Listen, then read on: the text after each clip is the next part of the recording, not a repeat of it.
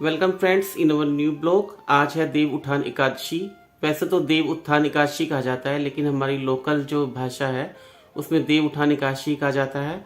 आज हमारे हरि विष्णु एक बहुत ही गहरी योग निद्रा से जागेंगे और हमारा कल्याण करेंगे, ऐसी हमारी भावना है। हरि विष्णु के योग निद्रा से जागने के बाद ही हमारे शुभ कार्य शुरू हो जाते हैं, जैसे शादी ब्याह वगैरह।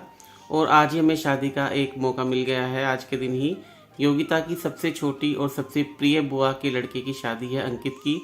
और योगिता की बुआ का लड़का यानी मेरा साला हुआ, और साले की शादी में जाने का क्रेज़ तो सबको रहता ही है। तो अब हम पूजा पाठ की तैयारी कर रहे हैं और उसके बाद हम शादी में जाएंगे।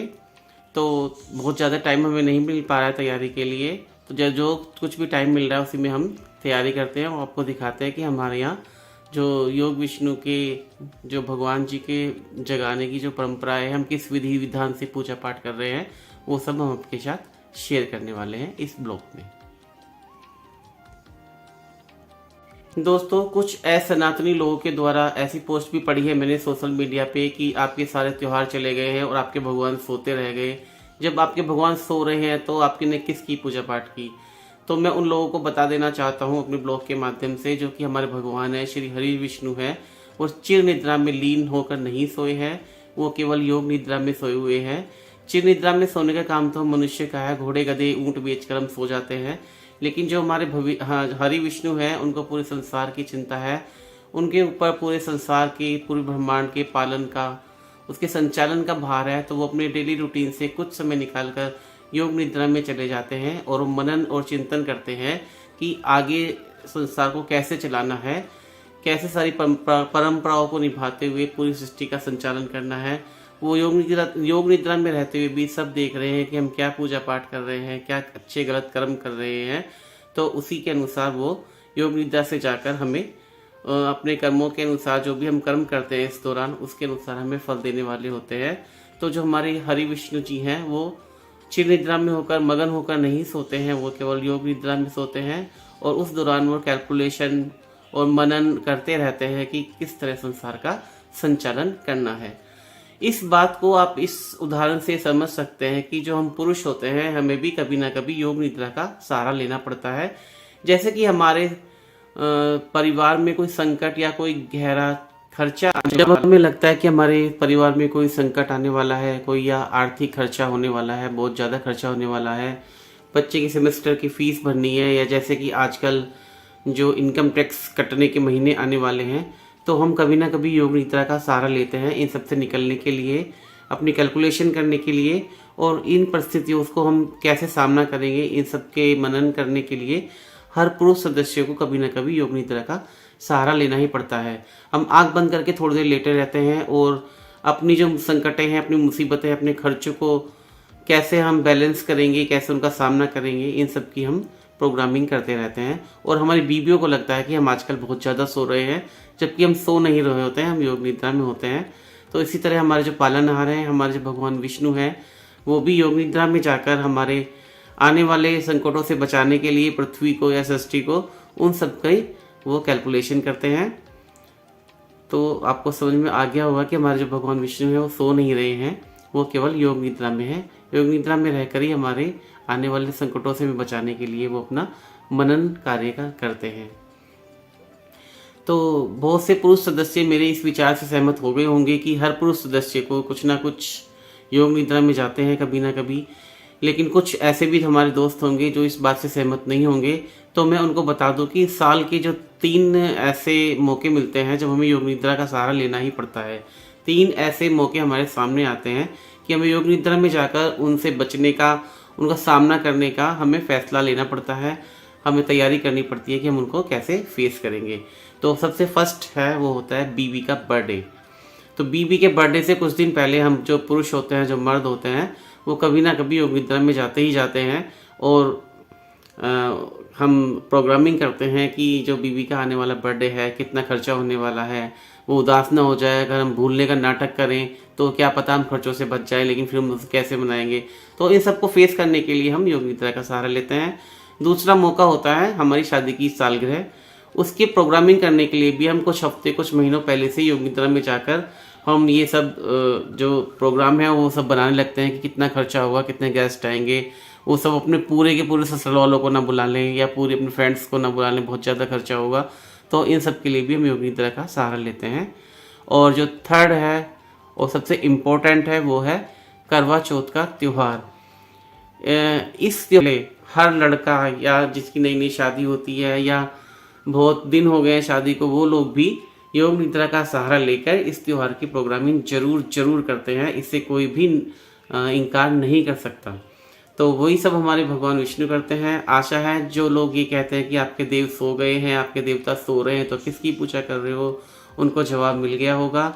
तो अब चलिए तैयारी करते हैं पूजा की। बहुत टाइम हो गया है, बहुत बातें हो गई हैं आपसे, और पूजा के बाद हमें जाना है शादी में। तो चलिए पूजा की तैयारी करते हैं और आप भी शामिल हो जाइए हमारे कल्चर में। हम किस विधि विधान से अपने देवताओं को उठाते हैं वो सब हम आपको इस ब्लॉग में दिखाने की कोशिश करेंगे। और भगवान हरि विष्णु के साथ साथ जो हमारे लोकल देवता होते हैं, हर परिवार के कुछ ना कुछ देवता होते हैं, कुछ ना कुछ देव होते हैं, जैसे कि भूदेव, लोकपाल आदि, उन सबको भी इस त्योहार के माध्यम से जागृत किया जाता है। तो चलिए करते हैं तैयारी पूजा। तो गाइस इस तरह हम बना रहे हैं खड़िया और गेरू से कुछ देव आकृति, जो देव उत्थान एकादशी पर बनाई जाती है। बहुत सुंदर डिजाइन तो नहीं है, पर किसी तरह हम बना रहे हैं। लकीली हमें मिल गए थे दुकान पर गेरू और खड़िया, जो कि आजकल नहीं मिलते हैं। तो मैं कुछ परंपरागत तरीके से बनाने की कोशिश कर रहा हूँ। देवों की प्रतीक रूप में इस तरह आकृति बनाई जाती है, जिसकी हम अभी पूजा करेंगे। गांव वगैरह में तो दोस्तों ये सब दीवार के ऊपर निकाला जाता है, बहुत बड़े बड़े साइज में, पर आजकल पेंट खराब ना हो जाए इसलिए हम पेपर पे बना रहे हैं। आप सब भी पेपर पे ही बनाते होंगे, वैसे कोशिश पूरी जारी है हमारी, तब ये पूरा बन जाएंगे, तब अब आपको दिखाते हैं। हमारी पूजा की तैयारी हो गई है देव उत्थान एकादशी की, और हमने ये कुछ आकृति बनाई है जिन्हें हमारे यहाँ देव बोला जाता है। हम इनकी पूजा करेंगे। इस तरह से कुछ जो पुराने समय से बनता आ रहा है, जो परंपरा है उसी के अनुसार हमने बनाया है। और ये नीचे कुछ आकृति है पैरों के निशान की। कहते हैं कि जितने परिवार में सदस्य होते हैं उन सभी के पैरों के निशान बनाए जाते हैं। और जो ये गोल गोल आकृति आप देख रहे हैं, ये ग्रहों की आकृति है। तो चलिए करते हैं पूजा और उठाते हैं अपने देवों को। देवउत्थान एकादशी पर कुछ जो सीजनल फल होते हैं उनका भोग लगाया जाता है, जैसे कि सिंगाड़े और शकरकंदी। इनको हमने भाप में उबाल लिया है और इनसे हम पूजा करेंगे, इनका भोग लगाया जाएगा। तो दोस्तों पूजा की तैयारी हो गई है। अब हम उठाते हैं अपने देव। इस दिन जो हमारे विष्णु भगवान है वो योग निद्रा से जागते हैं, लेकिन जो हमारे सबके लोकल भगवान होते हैं जैसे भूदेव या जो हमारे देवता होते हैं उनको भी जागृत किया जाता है। तो हर घर में विष्णु भगवान के साथ साथ अपने देवताओं को भी उठाया जाता है। तो वही प्रोसेस हम अब करने वाले हैं। हमारे सभी देवी देवताओं ने तिलक लगा लिया है, मतलब हमने लगा दिया है और उनको माला पहना दी है। लड्डू गोपाल जी को भी माला पहना दी गई है और टीका लगा दिया गया है। तो चलिए उठाते हैं अपने देव। सहारा लिया जा रहा है देव उठाने के लिए। मोबाइल से देखकर हम लोग देव उठाने का प्रोसेस करेंगे, क्योंकि जो हमारे बुजुर्ग लोग होते हैं उनको तो आता है, लेकिन हमें कुछ नहीं आता। बस थोड़ा बहुत ऐसी फॉर्मेलिटी कर लेते हैं, लेकिन अब की बार सोच रहे हैं अच्छे से करें। तो अब योगिता गाएगी देव उठाने का गाना, मोबाइल में से देख। उठो देओ बैठो देओ, पाटकली चटकाओ देओ, आषाढ़ में सोए देओ, कार्तिक में जागे देओ, कोरा कलश मीठा पानी, उठो देओ पियो पानी, हाथ पैर फटकाओ देओ, उंगलियां चटकाओ देओ, कुंवारी के ब्याह कराओ देओ, ब्याह के गोने कराओ देओ, तुम पर फूल चढ़ाए देओ, घी का दिया जलाए देओ, आओ देव पधारो देव, तुमको हम मनाए। बोलो विष्णु भगवान की जय। उठो रे भारद्वाज के देव, उठो देव उठो देव उठो देव, जो कोई भूल चूक होगी क्षमा करो देव।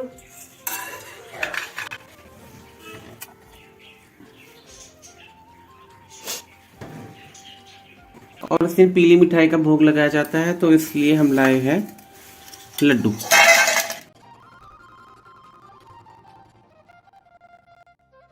तो शालिग्राम महाराज की जय। इधर तुलसी मैया की भी पूजा हो गई है और शालिग्राम जी को स्थापित कर दिया गया है और कल कराएंगे शालिग्राम और तुलसी माता का विवाह।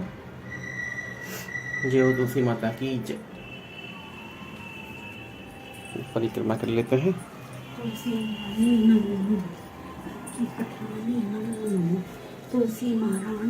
तो दोस्तों आज है देव उठान एकादशी और आज ही हमें मिल गया है शादी में जाने का मौका।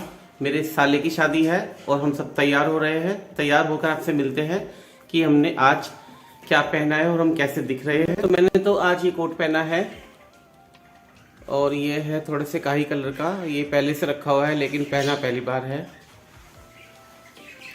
तो देखते हैं शादी में जाके क्या धमाल करते हैं। वैसे धमाल उमाल करने की उम्र तो रही नहीं है, थोड़ी बहुत मस्ती कर लेंगे।